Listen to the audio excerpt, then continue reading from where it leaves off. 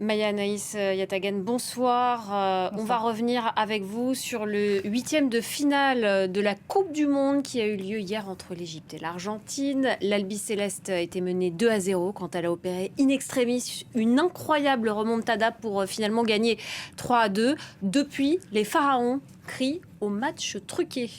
Alors, le sélectionneur de l'Égypte crie donc au match truqué. Vous le voyez dans ce point presse d'après-match, il affirme que s'ils veulent tant que l'Argentine gagne, pourquoi ont-ils appelé tout le monde à venir participer ?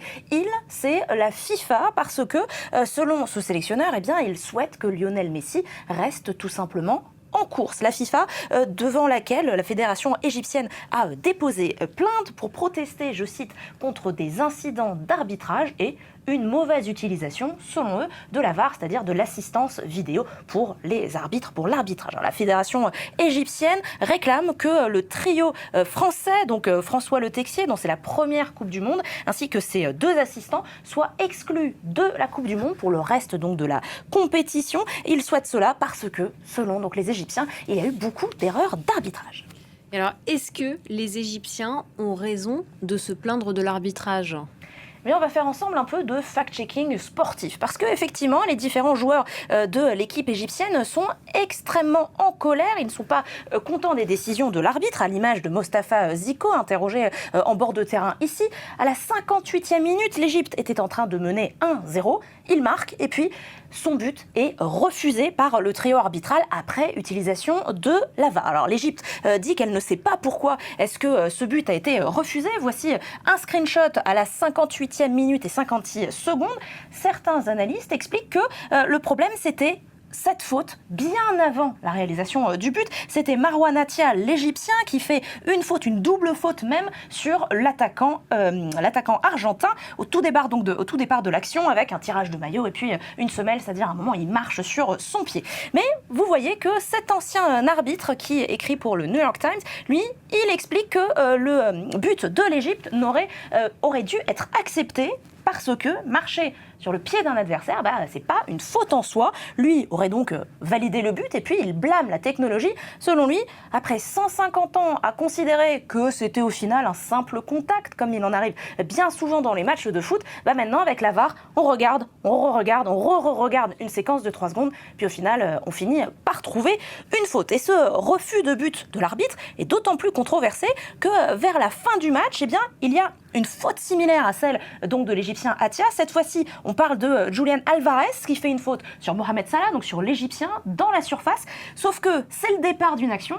Et c'est l'action qui va mener au but de la victoire pour les Argentins. Donc cette fois-ci, c'est Enzo Fernandez à la 93e minute. Et à la fin, l'Argentine, donc les champions du monde en titre, vont gagner. C'est une controverse qui divise les experts. Parce que vous voyez, dans cet article de l'équipe, qu'on dit qu'en gros, circuler, il n'y a rien à voir. L'arbitre aurait eu raison car le contact du pied droit de l'attaquant sur celui de son adversaire est trop peu net pour constituer une erreur. Et donc pour aller mobiliser la VAR. Donc au final, l'arbitrage, c'est souvent assez subjectif. C'est l'interprétation de l'arbitre qui fait foi. En général, la FIFA ne prononce pas de sanctions officielles contre les arbitres, même s'ils sont extrêmement controversés.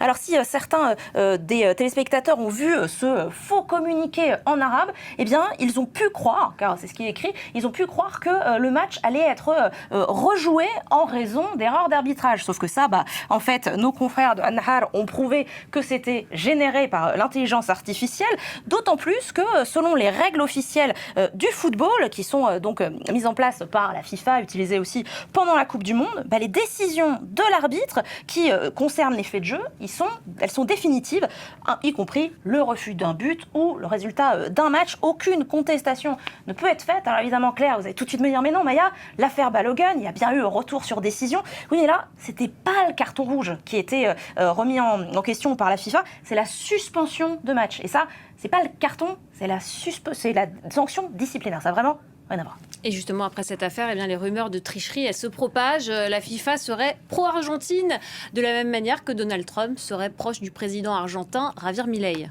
Et oui, les théories du complot fleurissent. Alors, il y a les véritables photos, évidemment, d'Infantino, tout sourire, à côté de Lionel Messi, 39 ans, c'est très certainement sa dernière Coupe du Monde. Mais il y a différents éléments qui font beaucoup parler les internautes. Alors, d'abord, il y avait le tirage favorable pour le tirage au sort pour l'Argentine. Ça peut arriver à plein d'équipes, y compris d'ailleurs les Bleus. Mais il y a aussi le fait que Lionel Messi a fait des fautes en phase de poule, comme par exemple lors du match contre l'Algérie sur Aïssa Mandi.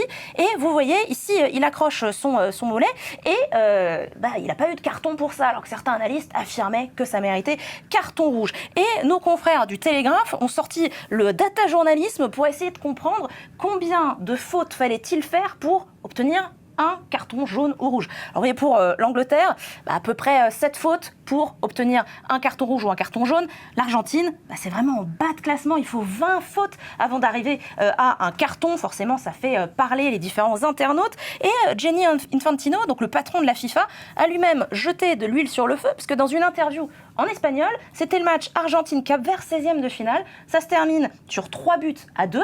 Et dans cette interview, il dit qu'il avait souffert avec l'Argentine avant de se reprendre et de dire qu'évidemment, il avait souffert il avait supporté les deux équipes car il était neutre. Dernière controverse en date qui fait beaucoup parler sur la toile, c'est l'attribution de l'arbitrage du prochain quart de finale, donc France-Maroc, à 5 personnes d'origine argentine. Et vous voyez directement un internaute qui trouve ça quand même très étonnant que ce soit des arbitres argentins qui soient sur un match de la France. Les deux pays ne sont évidemment pas les meilleurs amis du monde depuis la finale de la Coupe du Monde au Qatar. Mais Didier Deschamps se veut serein, je cite, « Je ne vais pas considérer l'arbitre comme un adversaire ».